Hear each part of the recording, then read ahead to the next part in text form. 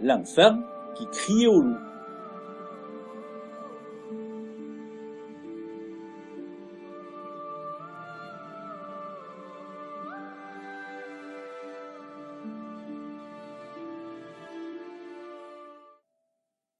Assis et adossé à un vieux chêne, je surveillais nonchalamment le troupeau, mon chien lové à mes pieds. Le ciel était bleu, le soleil prenait sa course d'automne et une légère brise rafraîchissante caressait les feuillages. J'étais heureux et tranquille dans le silence de la nature, tout juste bercé par le bruit rassurant des semailles. C'est alors que j'entendis une petite voix. « Antoine, Antoine, c'est toi ?» Puis, « Antoine, sois gentil, montre-toi, c'est moi. » Je me dis, ça doit être des randonneurs avec des enfants. Pourtant, ils sont loin du chemin jaune. Hein. L'appel se renouvela. Au bout d'un moment, je me levai et écoutai à nouveau. Ce qui me semblait bizarre, c'est que mon chien n'aboyait pas. Lui qui réagit dès qu'un intrus approche de notre territoire. Finalement, j'interviens. « Oh là, qui appelle ? Ici, c'est le berger. Vous êtes perdu ?» La petite voix répondit. « Monsieur Antoine, ah, je savais que je vous retrouverais. J'arrive. » À tous les coups, c'est un gamin qui s'est égaré, me dis-je. Ses parents ou ses accompagnateurs ne doivent pas être loin. Je le récupère et on va le chercher. Enfin, entre deux buissons de buis, apparut une frêle silhouette. Mon chien se précipita, remuant la queue et gémissant de joie. C'était un petit garçon d'une huitaine d'années peut-être, blond, avec des reflets roux, le teint hâlé, plutôt maigrichon. Il vint vers moi tout en jouant et riant avec le chien. « Antoine, je suis content de t'avoir retrouvé. »« C'est que, petit, je ne m'appelle pas Antoine. Je suis Joan le berger. »« Tu n'es pas Antoine ? » ?»« Eh non. Mais dis-moi, tu es tout seul? Où sont les autres? Ça fait longtemps que tu les as pas vus. »« Ben oui. Je suis tout seul. Je cherchais Antoine, mais j'ai dû m'égarer. Il y a longtemps que je n'étais pas venu ici. »« Tes parents ne vont pas s'inquiéter? » ?»« Oh, ça m'étonnerait. » Je ne suis pas pédopsychologue, mais j'ai eu des enfants et des petits-enfants. Aussi, je me dis, il ne faut pas l'affoler. Il a l'air frais, donc il ne vient pas de bien loin. Les gens qui l'accompagnent ne vont pas tarder à se manifester. Il s'agit donc de l'occuper en attendant. Au pire, on redescendra à la cabane avant la nuit et j'appellerai les gendarmes. Tout en câlinant le chien, il me regardait en souriant et en jouant de son regard bleu étoilé. « Qu'est-ce que tu fais ici, monsieur? Tu as perdu ton avion? »« Non, je fais le berger et je m'occupe de mes moutons. »« J'adore les moutons, mais il n'y en a pas chez moi. Dis, monsieur, tu ne veux pas me dessiner un mouton? »« Je n'ai ni papier ni crayon. En plus, je ne sais pas bien dessiner. Mais regarde, il y en a plein de moutons ici. J'en ai même des apprivoisés. Viens, suis-moi, tu pourras en caresser. » Je sortis de la poche italienne de mon treillis un sac en plastique et l'agitai. Immédiatement, mes gourmandes rappliquèrent leur progéniture sur les talons. L'enfant put ainsi câliner sans difficulté mes brebis préférées, dont Gratounette, qui, comme son nom l'indique, adore caresses et gratouilles. « Dis-moi, petit, c'est quoi ton nom? Kumatisuna. »« Je n'en ai pas, mais les autres m'appellent Altesse. Je préférerais m'appeler Renard ou Faucon. »« Altesse, comme ça tout seul? »« Non, ils disent Son Altesse ou Votre Altesse. » C'est sûr que son ou votre, c'est un peu court comme prénom, hein. Dis Antoine, tu veux pas m'appeler Renard? Je t'appelle Renard si tu m'appelles Joanne, d'accord? D'accord, Jean. Eh bien, d'accord, Renard. Il avait beau être adorable, ce petit. Ouvert, intelligent et tout, mais par moments il entrait en silence, son immense regard bleu dans le vide. Et puis, je me disais aussi, c'est embêtant hein, que tu restes tout seul avec lui, et on ne sait jamais, hein, avec toutes ces histoires, que tu te retrouves embarqué avec une inculpation de pédophilie. J'eus l'idée d'un jeu. Écoute, Renard, tu connais l'écho? On va aller au bord de la falaise.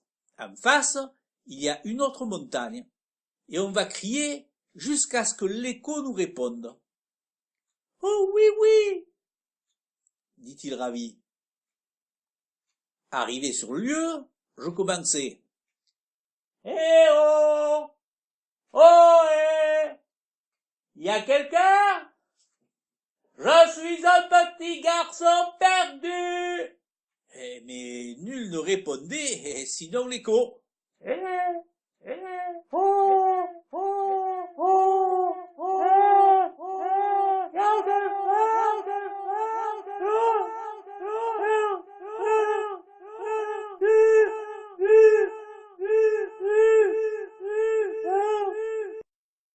Renard se mit lui-même à crier des choses.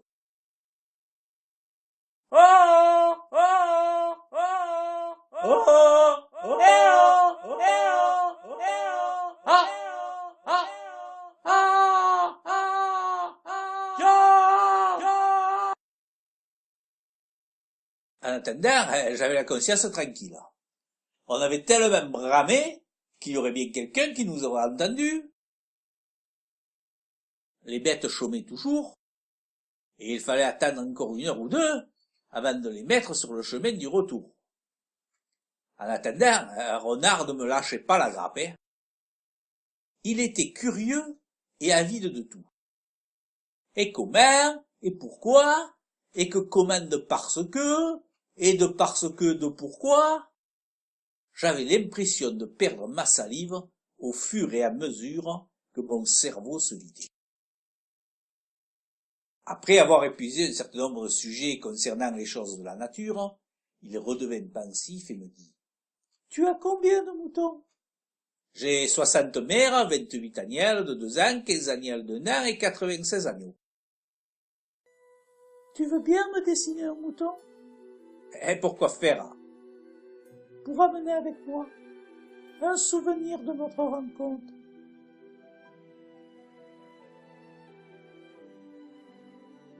Ah, les enfants, ils ont les mots qu'il faut pour vous rendre fada d'attendrissement.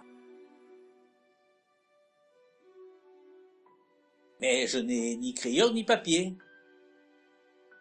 Attends! Et il partit en courant pour revenir tout aussitôt avec un cahier de dessin et plusieurs crayons. Voilà! Maintenant, tu peux dessiner. Je te préviens, hein, je suis pas dessinateur. Mais je vais essayer de faire pour le mieux. Au début, je ne prenais pas de modèle. Pourtant, j'en avais devant les yeux. Non, je dessinais une brebis dont le modèle se situait entre la réalité et la mémoire de mon imagination. Voilà, Mestre Renard. Alors? Elle ressemble à un âne. Attends, j'en refais une autre. Quelques traits plus tard. Alors, c'est mieux? Là, on dirait un cochon frisé. Oui, tu as raison, mais je crois que je vais m'améliorer. 5 coups de gomme et une mine cassée plus tard. C'est ressemblant, là, hein, non? Ça commence, mais on dirait une chèvre. Pourquoi tu ne dessinerais pas Gratounette? Ben oui, c'est vrai, hein, je vais l'appeler. Je fis venir mon top modèle ovin à l'aide de quelques poignées de grains. Elle se comporta en vrai professionnel. Là, je m'appliquai. Et 1/4 d'heure après... Alors, hein, qu'est-ce que t'en penses maintenant? Ah oui, C'est beaucoup mieux. C'est même ressemblant. Tu vois, plus tu dessines et plus tu t'améliores. Tu devrais en faire une autre là. La blanche, avec les cordes et la tête marron. Est-ce bien brave, Loupichou, hein? Mais je commence à avoir des crampes dans les doigts à force de dessiner. Bon, je veux bien, mais c'est le dernier, hein? D'accord, pour le dernier dessin de mouton. Une demi-heure plus tard, Leonardo da Vinci n'aurait pas fait mieux. Le sourire discret mais radieux de ma brebis valait bien celui de la Joconde. Ah, il est parfait celui-là. C'est celui que j'emporterai. Et aussitôt, il me prit par le cou et m'embrassa. Je dois dire que j'étais ému. Puis il me regarda d'un air malicieux et me dit « Maintenant, dessine-moi un loup. » Mais pourquoi un loup? Parce que là où il y a des moutons, il faut des loups.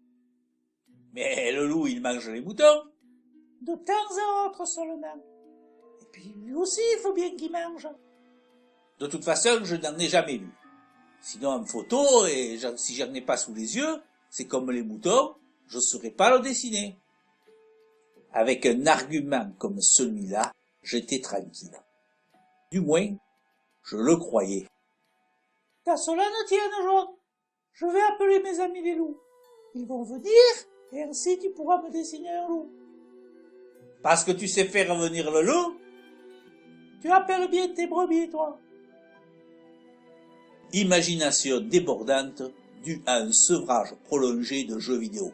Diagnostiquai-je. Et il se mit à hurler au loup. Ouh! Ouh! Au début, je rigolais, mais par un étrange effet, le ciel s'obscurcit et au loin, j'entendis un hurlement. Renard hurlait et d'autres voix là-bas, dans l'immense forêt qui recouvre le massif, lui répondaient. On sait bien que lorsqu'on fait des ramasses avec les appels du loup, il arrive que quelques jeunes répondent. Et là, c'était systématique. En plus, lorsqu'il changeait de modulation en face de l'autre côté, ça répondait de manière identique. Pas de doute. Il parlait avec le loup. Arrête, lui dis-je. Si les loups viennent, ils vont dévorer mes moutons. Mais non, pas aujourd'hui. Ils m'obéiront, tu verras. Le chien avait le poil tout hérissé. Il grognait et gémissait. Je me fis plus autoritaire. Tu arrêtes ça et maintenant, renard. Mais il se mit à courir sur la crête et à chaque arrêt se mettait à pousser son cri. Ouh! Ouh! Ouh!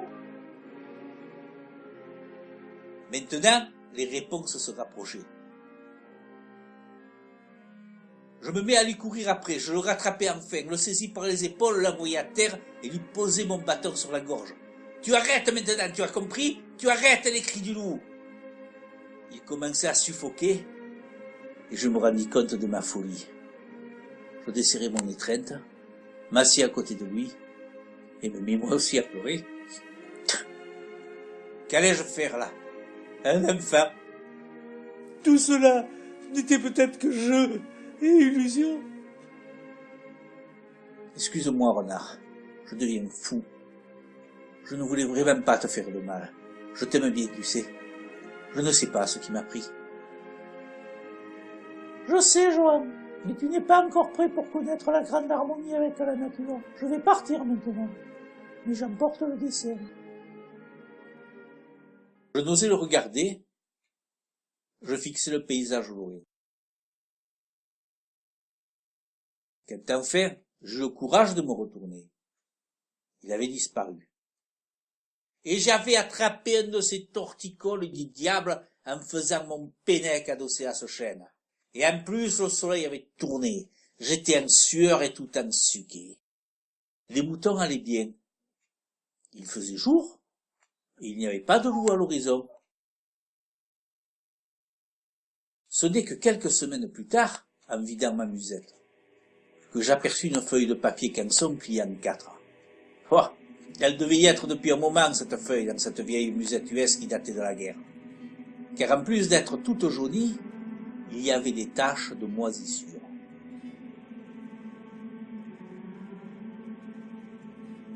Je la dépliai soigneusement sur la table de la cabane.